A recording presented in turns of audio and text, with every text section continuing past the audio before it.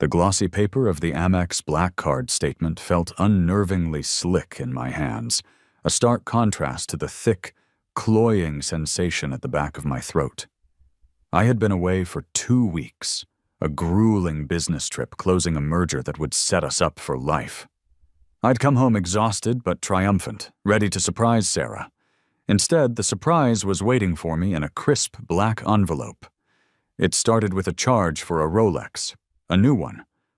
I already owned a Rolex, a gift from my father on my 30th birthday. This one was a different model, a Daytona, priced at a staggering $9,000. Below it, a $2,000 charge for a couple's getaway at a boutique hotel upstate. Then, a string of smaller, yet equally insidious purchases, a bottle of Creed Aventus cologne, a cashmere sweater from Saks, a dinner for two at a Michelin-starred restaurant I'd never even heard of. $12,000 in total. My eyes scanned down to the shipping details for the watch and cologne, my blood turning to ice. The packages hadn't been sent to our address. They'd been sent to a downtown condo belonging to Derek, her colleague, her work friend. A metallic tang, sharp and acidic, flooded my mouth. It was the taste of pure, unadulterated betrayal, a chemical reaction happening deep in my gut. For a moment, the world tilted, the numbers on the page blurring into a meaningless soup of ink and lies. I thought of Sarah's texts from the past week, filled with heart emojis and complaints about how much she missed me during her girls' trip to Miami. She'd sent photos of beaches and cocktails, carefully cropped images of a solo vacation that had clearly been anything but. The getaway package, the romantic dinner, the cologne. It wasn't just theft. It was a narrative. She was building a life with him using my money, piece by treacherous piece, while I was 1,000 miles away building a future I thought was for us.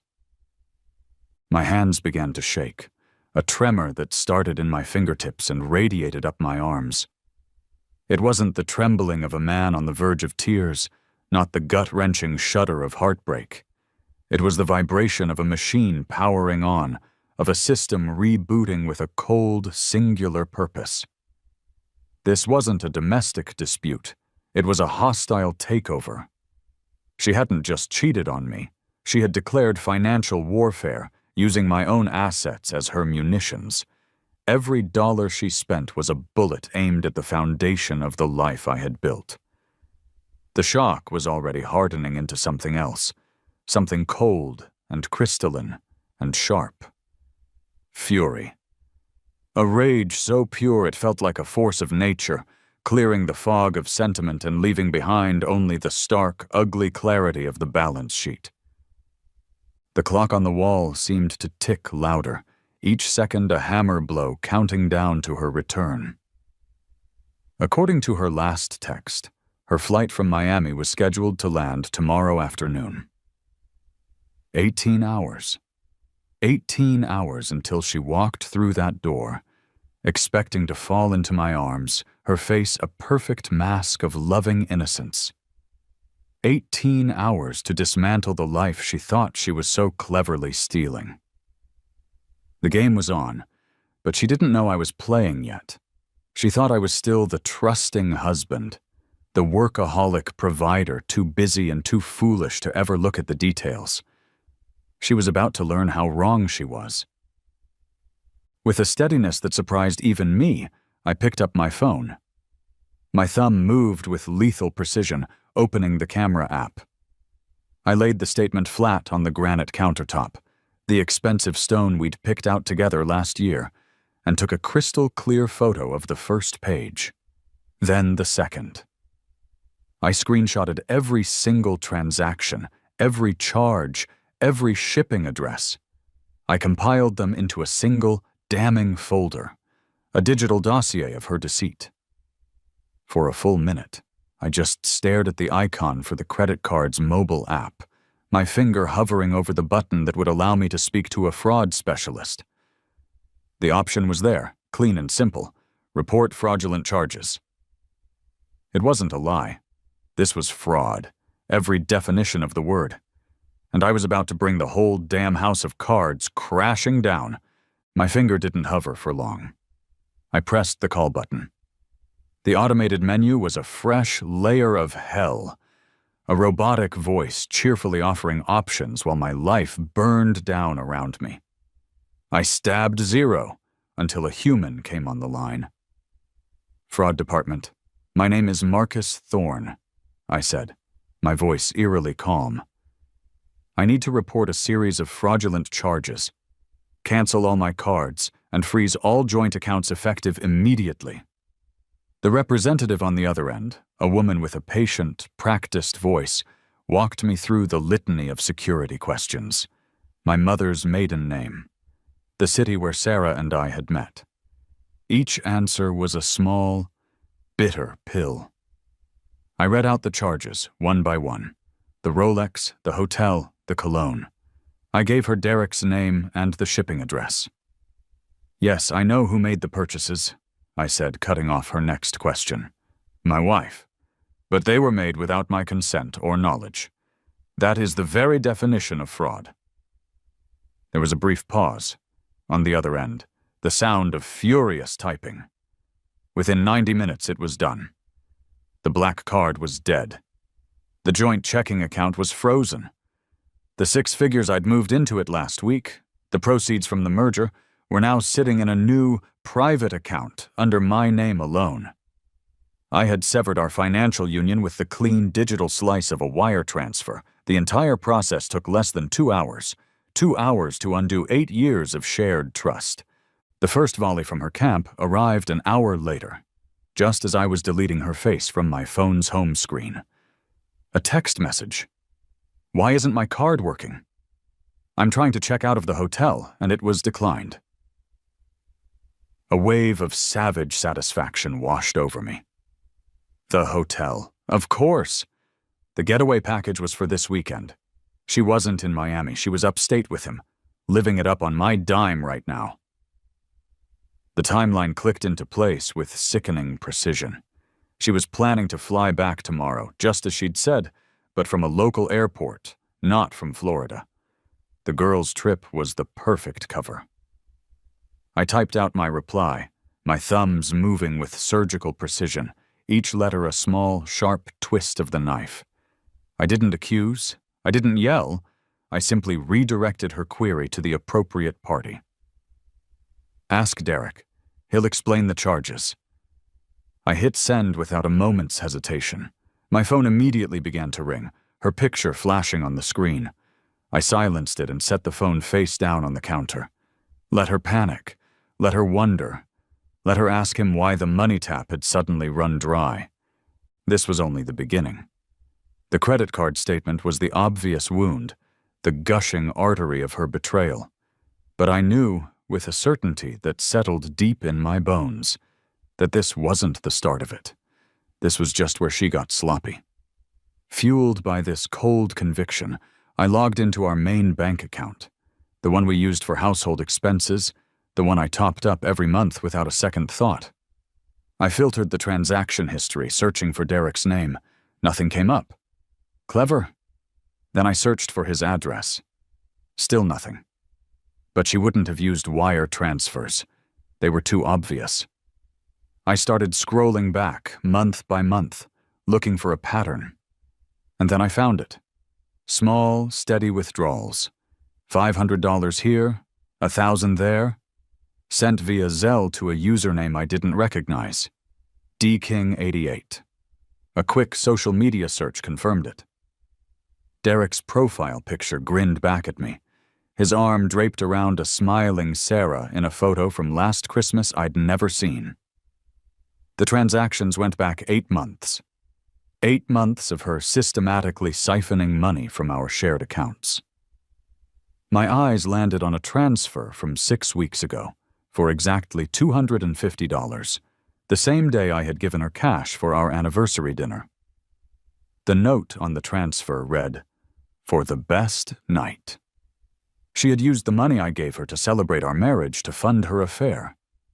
The rage I felt earlier was a distant echo, replaced by a profound, chilling emptiness. The ringing from my phone was incessant now. A string of missed calls from her, followed by a text. "Marcus, what did you do? Call me now." I ignored it. Words were her weapon of choice, the tool she used to spin lies and craft false narratives. I would stick to action. I walked to the hall closet and pulled out the empty suitcases we stored there. Then I went to our bedroom, the room we had painted together, and began to pack her things. I worked with a detached, methodical efficiency. Her designer clothes, the ones I'd bought her, her shoes, her makeup, her jewelry, except for the wedding ring I'd left pointedly on her nightstand. I packed the framed photos of us from her side of the bed. I packed the books she was reading. I packed everything that was uniquely hers, leaving behind only the things we had acquired together, now tainted monuments to a shared life that had been a lie. As I zipped the last suitcase, her frantic calls were still lighting up my phone screen. She would be at the airport soon, trying to get a flight home, realizing she was locked out of not just her money, but her entire life. I dragged the suitcases to the front door, then called a 24-hour locksmith. By the time he was finished, the tumblers in the lock were new, and the old keys, her keys, were nothing more than useless pieces of metal. Finding Derek's condo had been laughably easy. The shipping address on the credit card statement was all I needed. I'd been parked across the street for an hour, the engine off, the December chill seeping through the windows of my car. The streetlights cast long, skeletal shadows on the pavement, and the occasional pedestrian hurried past, collars turned up against the wind. I was patient. My rage had cooled and settled into a dense, heavy weight in my chest, a source of fuel rather than fire. I knew she would come here. With her cards canceled and the locks on our house changed, where else could she go? This was her new life, after all. She might as well start living it. Right on cue, a taxi pulled up to the curb. Sarah scrambled out, dragging the 2 suitcases I had so meticulously packed for her. She looked frantic, her hair a mess, her face pale and drawn in the harsh yellow light of the condo's entryway. She didn't even glance at my car, her focus entirely on the door in front of her. She stabbed at the buzzer, once, twice, then a third time. When there was no answer, she started pounding on the door with the flat of her hand, the dull thuds echoing in the quiet street. It was a pathetic, desperate sound. The sound of a queen arriving at a castle she'd been promised, only to find the drawbridge pulled up. The door finally swung open, spilling warm light onto the stoop. Derek stood there, shirtless, wearing a pair of low-slung jeans. He looked annoyed at first. Then his expression softened as he saw her face. He pulled her into an embrace, a comforting gesture that turned my stomach. They spoke for a few moments, his hand rubbing her back. I watched as she gesticulated wildly, her voice too faint to hear, but her panic palpable even from 50 feet away. Then, her head snapped in my direction. Her eyes widened, a flicker of genuine fear in them before it was replaced by indignant fury. She pointed toward my car. Derek's head followed her finger, and his body tensed. He pulled away from her, said something sharp, and strode purposefully down the walkway, straight toward me. This was it, the countermove. I calmly rolled down my window, letting the frigid air blast my face. He stopped a few feet away, crossing his arms over his bare chest as if the cold couldn't touch him. "You've got a lot of nerve showing up here," he snarled, his voice a theatrical bellow. "What the hell is your problem? Stalking her? Canceling her cards? That is financial abuse, man. I've already told her to call the cops, and if you don't leave right now, I'm calling them myself. You're harassing her." I let the silence hang in the air for a moment, savoring the sheer, unadulterated idiocy of his speech. He was playing the valiant protector, the noble hero rescuing the damsel from her oppressive husband. He had no idea he was just the patsy, the overconfident fool who'd been caught holding the bag. I gave him a slow, pitying smile. "Harassment? Is that what she told you this was?" I asked, my voice dangerously soft. "You think this is harassment? Wait until my lawyer sees the embezzlement charges." The word hung in the cold air between us, heavy and sharp. Derek's bravado wavered for a split second, a flicker of confusion crossing his face before the mask of arrogance slammed back into place. He actually laughed, a short, barking sound. "Embezzlement? Are you insane? You can't embezzle from your own marriage. She's your wife, not your employee." He took a step closer, leaning down as if to intimidate me, his voice dropping to a conspiratorial growl. "She has a right to that money. It's a partnership. You should be thanking her for putting up with a guy who's never even around." The breathtaking ignorance of his statement almost made me laugh for real. He was spouting a script Sarah had fed him, a narrative of a lonely wife and an absentee husband that justified everything. They had built their entire affair on a foundation of my perceived neglect and stupidity. It was time to demolish that foundation. "You're right. Marriage is a partnership," I conceded, letting him think he'd scored a point. "And partnerships, especially partnerships worth what ours is, are built on agreements, contracts." I watched his face, enjoying the slow dawning of incomprehension. "You should have asked her about the prenup before you started playing with my money." "Check the prenup, genius. Joint accounts require joint consent for any and all purchases over $500. Every single charge she made for you, the watch, the hotel, the clothes, is a direct violation of a legally binding contract. That's not a marital spat. That's theft. That's fraud. That's embezzlement." His face went slack. The smug certainty drained away, leaving behind a pasty, bewildered look.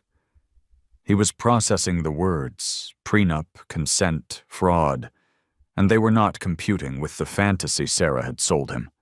He was no longer the hero of this story. He was an accomplice. "You're bluffing," he stammered, but the conviction was gone.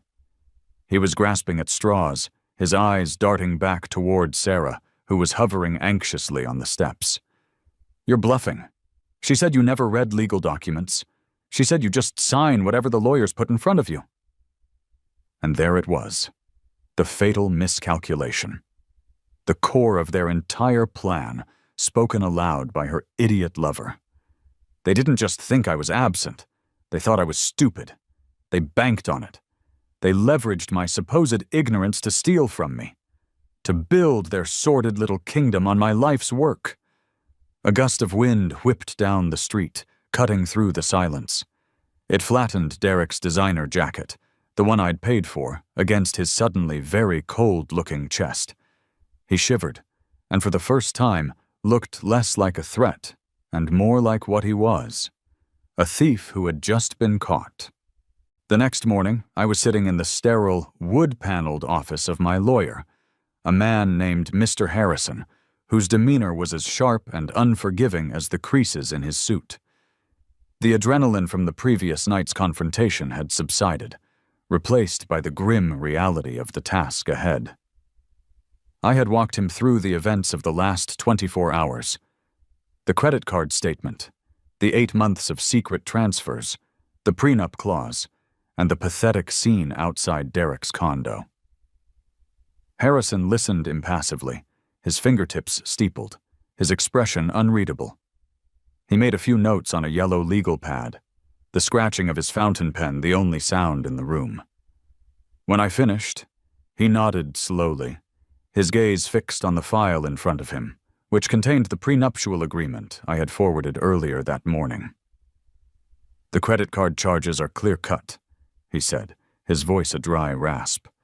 "The $500 limit on non-consensual spending is an ironclad clause. She violated it repeatedly. The Zelle transfers are further proof of a pattern of deceit. In a divorce proceeding, this gives you immense leverage. We can argue for a significant deviation from the standard 50/50ths split based on dissipation of marital assets. It was good news, but it felt hollow. This wasn't about getting a better settlement anymore. This was about justice. I want to press charges, I stated flatly. The embezzlement, the fraud. I don't just want to divorce her, I want her held accountable. Harrison held up a hand. We can certainly file a criminal complaint, Marcus, and the evidence is strong, but I had my team do a preliminary check on your major assets this morning, just to ensure there were no other surprises. It's standard procedure when we suspect financial malfeasance. He slid a folder across the polished mahogany desk toward me. We ran a title search on your primary residence. I frowned. Why? The house is in my name. It was a premarital asset, fully protected by the prenup. He nodded again. It is, which is why I found this particularly alarming. I opened the folder. Inside was a document from the county clerk's office, dated 2 months prior. It was an application. A loan application, secured against my property. A second mortgage, for $200,000. My heart, which I thought had already been turned to stone, began to hammer against my ribs. I never applied for this, I whispered, my voice hoarse. I would never leverage the house. Harrison's eyes were filled with a kind of weary sympathy. I know, he said gently. The loan was approved, and the funds were disbursed 3 weeks ago. He slid another document across the desk.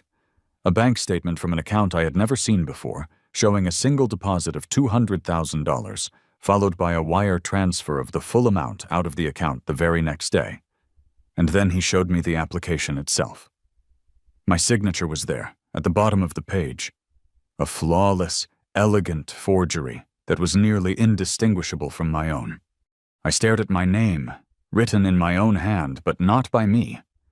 The air left my lungs in a rush. This was a different level of betrayal entirely. The credit cards felt like petty theft in comparison, a crime of opportunity. This was premeditated, calculated, and deeply criminal. This was a grand heist. She had walked into a bank, used our home, my home, as collateral, forged my signature, and stolen $200,000. The sheer audacity of it was breathtaking. I thought back to 2 months ago.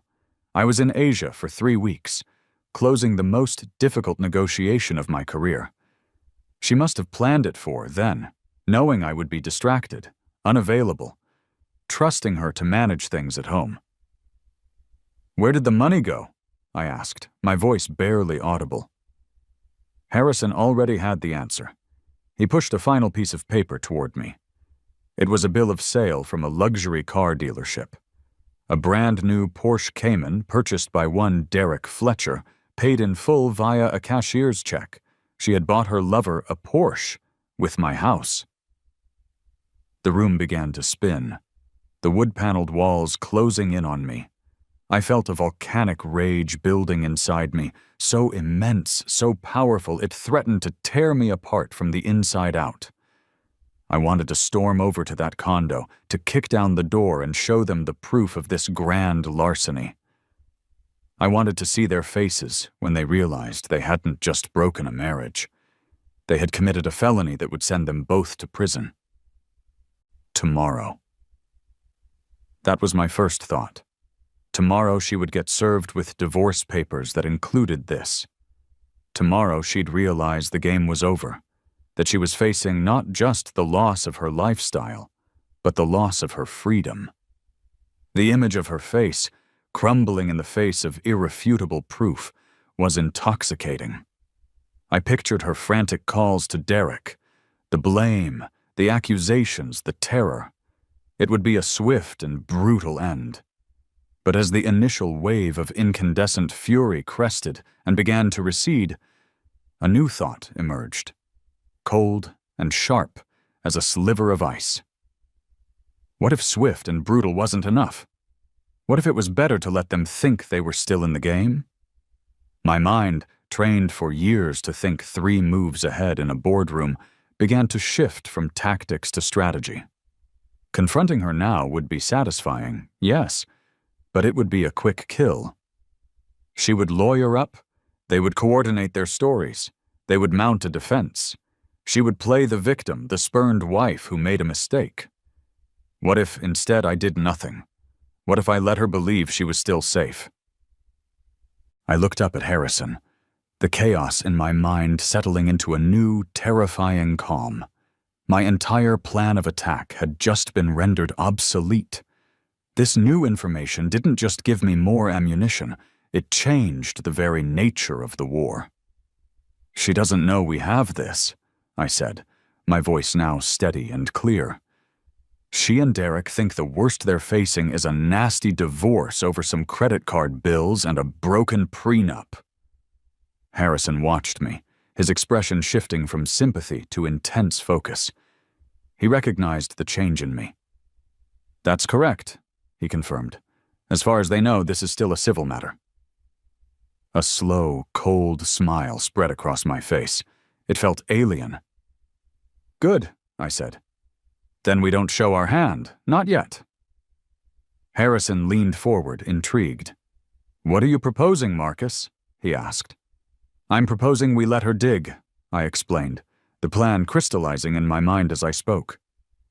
"She thinks I'm an idiot who doesn't read legal documents. She thinks her forgery is a secret. Let's let her keep thinking that.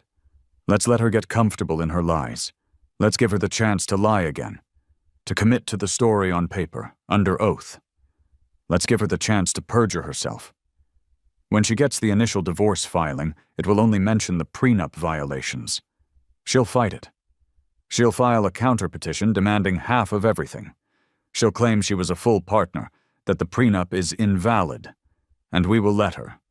We will let her build her entire case on a mountain of lies, with a felony conviction waiting for her at the peak." This was the true reversal. The midpoint of this nightmare wasn't just about discovering the depth of her crime. It was about me adapting to it. I was no longer the man who had frantically canceled his credit cards. I was no longer the man who had triumphantly watched his wife pound on her lover's door. I had evolved. My pain had been forged into a weapon, and I was now prepared to wield it with the patience and precision of a surgeon. The goal was no longer just to win. The goal was total annihilation.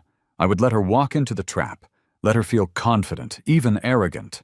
I would let her expose every last one of her deceptions, her rationalizations, her crimes. And when she was at her most vulnerable, when she had lied to lawyers and judges, when her entire false narrative was a matter of public record, I would spring the trap. I would present the evidence of the forged mortgage, and her entire world would be incinerated. It was a colder, more cruel path. It required a level of patience and control I didn't know I possessed, but looking at the forged signature on the paper, I knew I could do it. She hadn't just stolen my money. She had stolen my future.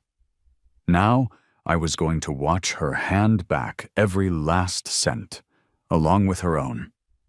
Patience, I had discovered, was a weapon of exquisite cruelty. For 2 weeks, I followed my lawyer's advice and did nothing. I let the silence fester. I didn't respond to her increasingly frantic texts, which cycled through confusion, anger, and feigned concern. I let her calls go to voicemail, creating a collection of her escalating panic. I knew from Harrison that she had retained a lawyer, a bulldog known for tearing husbands to shreds and fighting prenups with scorched earth tactics. It was perfect. She was behaving exactly as predicted, running to a hired gun, believing this was a battle she could win with aggression and righteous indignation. She was digging. Now it was time to give her another shove. I chose my moment carefully. Midday on a Tuesday. I knew she often ate at her desk, catching up on work during lunch.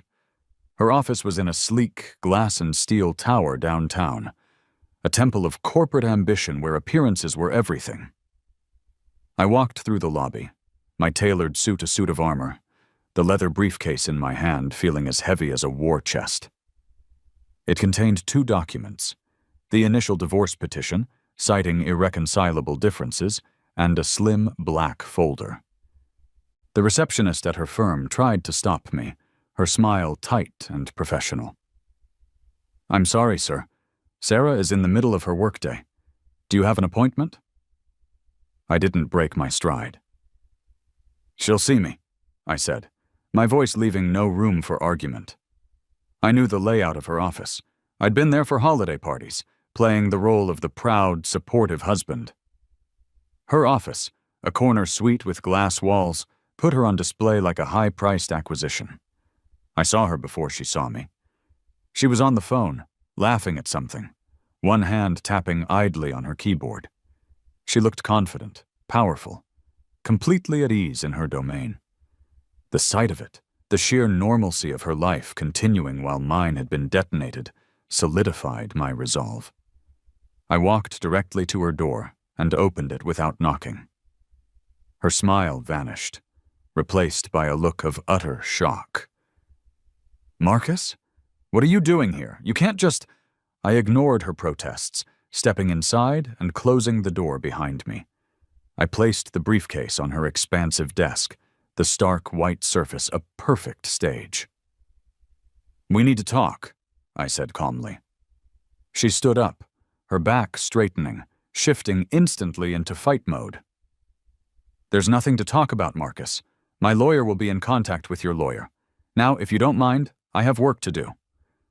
I opened my briefcase and slid the divorce petition across the desk to her.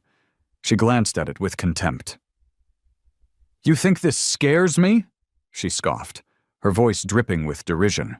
"You can't just divorce me and expect me to walk away with nothing. I'll take half of everything you've ever built. I'm entitled to it. I was your partner." I let her words hang in the air, the familiar, hollow ring of entitlement that Derek had so eagerly parroted. Then, I slid the slim black folder next to the petition. "You're right," I said. "You were my partner, and as my partner, you were bound by the terms of our partnership agreement." She eyed the folder with suspicion. "What is that?" she asked. "That," I said, "is a summary of your financial activities for the past 8 months. The credit card statements, the Zelle transfers to D. King 88, the hotel getaways, the Rolex." Her bravado faltered, her face paling slightly, but she held her ground. "That's marital spending. A judge will see it as that." Her confidence was a shield, but I was about to punch right through it. "A judge will see it as fraud," I corrected her. "And so will the board of our marital partnership.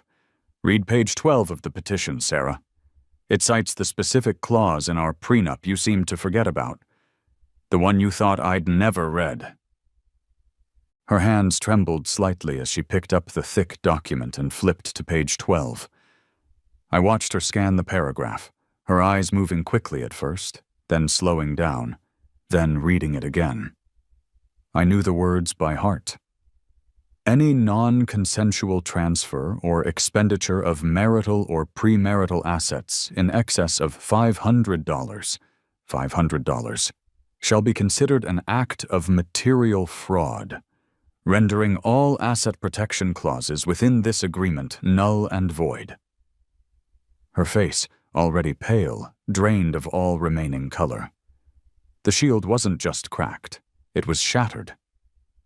She dropped the papers on her desk as if they had burned her. "That's impossible," she whispered, her voice a strangled rasp. She looked up at me, her eyes wide with a terror so profound it was almost gratifying. "That's impossible. Derek said you'd never find out about the signatures." The slip was monumental. Signatures. Plural. She wasn't just thinking of the credit card slips anymore. Her mind had jumped ahead to the bigger crime, the one she thought was still buried. She had just admitted, implicitly, to forgery. And she had named her accomplice. I leaned forward, my voice dropping to a low, unforgiving whisper. Let me give you some free legal advice. Derek isn't a lawyer. He's the guy you bought with my money. And you, Sarah, are not nearly as clever as you think you are. At that precise moment, her boss, a silver-haired man named Mr. Peterson, walked by her glass-walled office. He glanced in, saw her standing there, white as a sheet, with me looming over her desk like an executioner. He saw the legal documents spread out before her, his brow furrowed with concern, and he gave her a questioning look before moving on. The public humiliation was a new and exquisite turn of the screw. Her professional mask was gone, replaced by the raw panic of a cornered animal, and her colleagues, her superiors, were walking by to witness it all. She sank into her chair, her body seeming to collapse in on itself. "What do you want, Marcus?" she breathed, the fight completely gone from her. I pushed the black folder toward her again. In that folder is the evidence of fraud sufficient to void our prenup. It is not, however, all the evidence I possess. Not by a long shot. I stood up, my task here complete. I had planted the bomb. Now I just had to set the timer. "You have a choice to make," I said, my voice cold and final as a judge's gavel. "You can accept the terms of the divorce as laid out in that petition. You walk away with nothing but the clothes on your back and what's left in your personal bank account. You sign everything, and the criminal aspect of this disappears. Or you can fight. You can stick with your plan to take me for half. If you choose that path, my lawyer will file a second motion tomorrow morning, complete with evidence of grand larceny and felony forgery that will guarantee you a prison sentence." I paused at her door. "You have until 5 p.m. today to have your lawyer call mine with your decision. Confess and negotiate your freedom, or let me file the criminal charges and destroy what's left of your life. Choose wisely." I walked away without a backward glance, leaving her alone in her glass cage, the ticking clock of the ultimatum, the only sound in her head. The conference room at Harrison's firm was a cathedral of corporate law. A long, dark slab of polished mahogany served as the table, reflecting the cool, recessed lighting from the ceiling. Floor-to-ceiling windows offered a panoramic view of the city, a view I had worked my entire adult life to be able to afford. Today, it felt like I was looking down on a world I no longer recognized. I sat at the head of the table, with Harrison to my right. To my left sat a woman whose presence was the final piece of my strategy.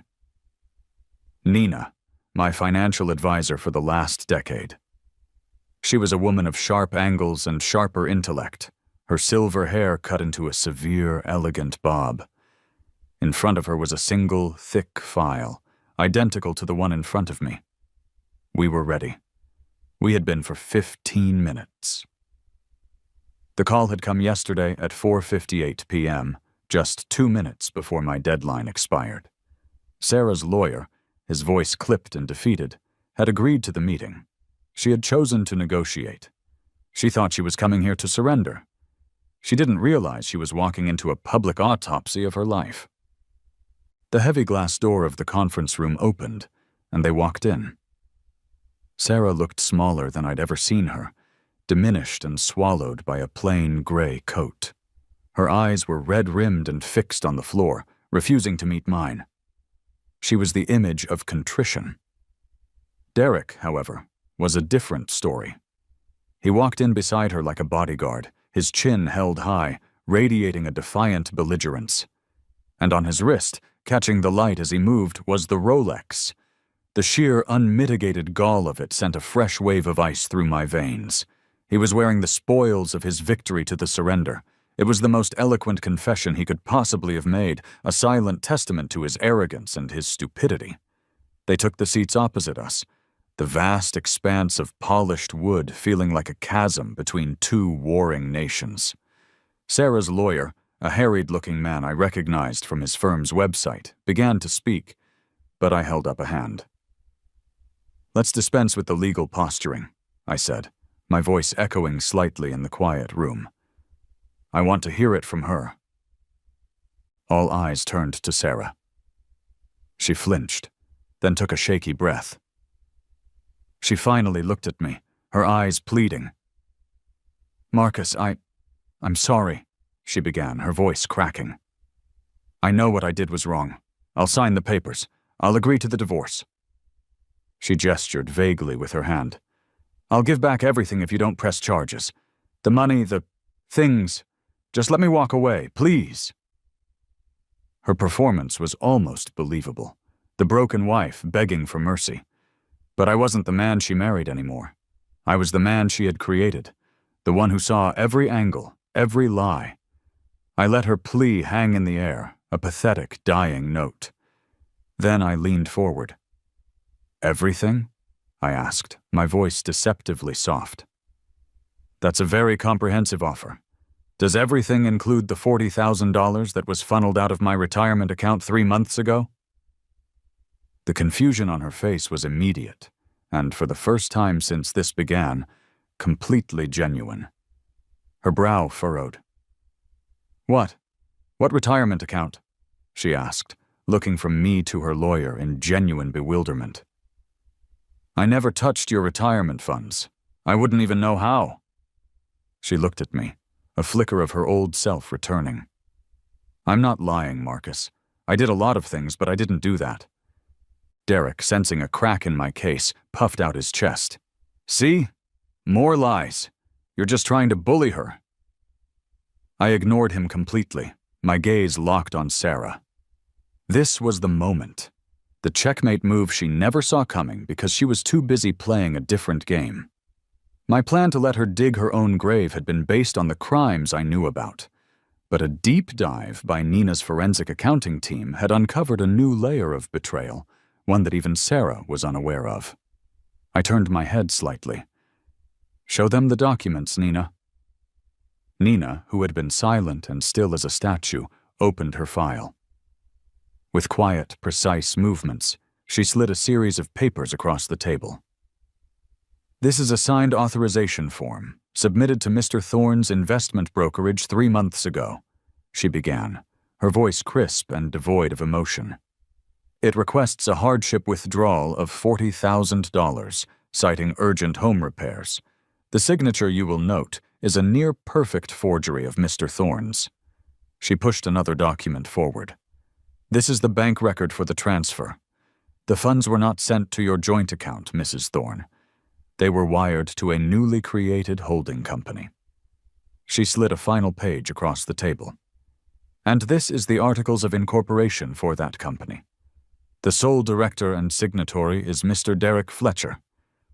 The silence in the room was absolute. Sarah stared at the documents, her mouth slightly agape. She looked at the forged signature, then at the company registration with Derek's name on it. Then, very slowly, she turned her head to look at the man sitting next to her. The man wearing a $9,000 watch she had bought him. The man for whom she had risked everything. The look on her face was a spectacular collage of horror, realization, and betrayal. He hadn't just been her lover. He had been robbing both of us, using her access and my absence to bleed me dry in ways she hadn't even known about. He had a secret life, apart from their secret life. Derek's bravado finally evaporated, replaced by a sweaty, panicked pallor. He couldn't meet her eyes. He stared at the papers, his jaw working silently. He had been caught, not just by me, but by her. "She doesn't owe you anything," he finally blurted out, a desperate, pathetic volley. "Marriage is a partnership. We were building a life." I almost pitied him. He was still clinging to the flimsy justification Sarah had built for them, the only defense he had ever known. It was time to put him out of his misery. "Partnerships don't involve forgery, Derek," I said, my voice flat and cold as a tombstone. "They don't involve setting up shell corporations to steal retirement funds. We have a name for that. It's called felony fraud. It carries a sentence of 5 to 7 years in a federal penitentiary, for each count." I let that sink in, watching the last vestiges of fight drain from both of their faces. Sarah looked utterly broken, betrayed not only by me but by the very man she had betrayed me for.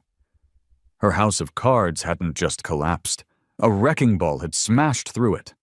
I reached into my own file and pulled out the final document, the settlement agreement. It was thick, comprehensive, and utterly brutal. I slid it across the table. It slid to a halt directly in front of Sarah. "You will sign this today," I commanded.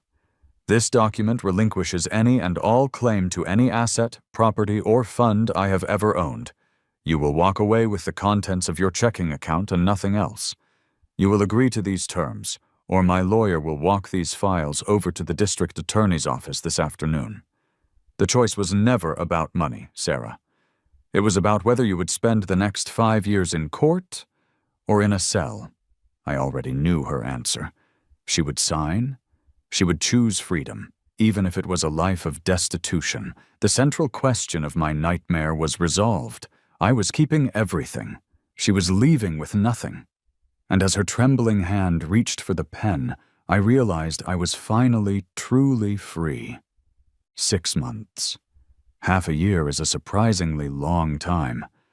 It's long enough for wounds to scar over, for lawyers to file final papers, and for the echoes of a former life to finally fade. The house, the one I had built and she had leveraged, was sold. I couldn't stand to walk its halls, to see the ghosts of her lies in every room. The proceeds, along with the recovered funds from her various thefts, formed the foundation of my new world. That new world was 40 floors up, a downtown loft with floor-to-ceiling windows that drank in the evening sun. The city skyline, a glittering tapestry of ambition and light, was a view I actually owned now, not just one I paid the mortgage on. There were no shared memories here, no ghosts. Every piece of furniture, every book on the shelves was chosen by me, for me. It was a space defined not by a partnership, but by a singular, hard-won peace. I was sitting at a sleek, minimalist dining table, which currently served as our war room. Across from me was Nina, her laptop open, a series of complex charts and projections glowing on the screen. We were reviewing my new investment portfolios, mapping out the next 5 years. It was a quiet, focused collaboration, the kind of partnership I had once thought marriage was supposed to be, built on mutual respect, clear goals, and absolute trust. We were talking about emerging tech markets when my phone, lying face up on the table, buzzed. The screen lit up with a name I hadn't seen in months. Sarah. The message was short, a pathetic flare sent from a ship that had long since sunk. Derek left me for someone with money. I read the words without a change in expression. There was no surge of triumph, no satisfying rush of schadenfreude. There was only a profound, quiet sense of inevitability. Of course he had. His entire character was transactional. He had been purchased, and when a better offer came along, he had simply allowed himself to be sold. It was the natural conclusion to their sordid little business arrangement. Some people are incapable of seeing others as anything but resources to be exploited. She had seen me as a bank, and he had seen her as a stepping stone. A perfect, self-consuming ecosystem of greed. Nina noticed my pause. "Everything all right, Marcus?" she asked, her eyes sharp but not intrusive. I pushed the phone slightly toward her so she could see the message. She read it, and the corner of her mouth twitched in a rare, small smile. "The best revenge, as they say," she murmured, before turning her attention back to the screen in front of her. "Now, regarding the venture capital fund," she didn't dwell on it because it didn't matter. It was old news, a closed account, a bad investment that had finally been written off. We went back to work, our conversation a steady, calming rhythm of numbers and strategy, the language of building things up rather than tearing them down. We were discussing risk allocation when the phone buzzed again. Another message from Sarah. I saw the preview light up. I have nothing. I don't know what to do. Before the screen went dark. This time I didn't even acknowledge it. It was just noise from a distant, irrelevant world. Her desperation was no longer my currency. Her problems were no longer my concern. She had made a series of choices, believing herself to be a master strategist in a game of emotional chess. But she'd forgotten the most important rule. You can't cheat a man who is willing to burn the entire board down to get rid of you. Later that evening, after Nina had left, I stood by the immense window, a glass of scotch in my hand, watching the city breathe below me. The sun was gone, replaced by millions of electric stars in the buildings that stretched to the horizon. I thought about the rage that had fueled me, the cold, methodical fury that had saved me. It had served its purpose, but it was a heavy thing to carry. I had set it down now. It was replaced by something lighter, something cleaner. The thieves of the world, the Sarahs and the Derricks, never understand that what they take is never as valuable as what the victim gains in their absence. They steal money, but they give you clarity. They take your trust, but they give you resilience. They think they're robbing you of a future, but they're merely freeing you from a compromised past. The best revenge isn't living well to spite them. It's living well because they are no longer a part of your life to begin with. The scotch was smooth, the air was still, and the silence in my loft was complete. It was the sound of my own life, bought and paid for. Freedom, I decided, tasted infinitely better than any marriage ever did.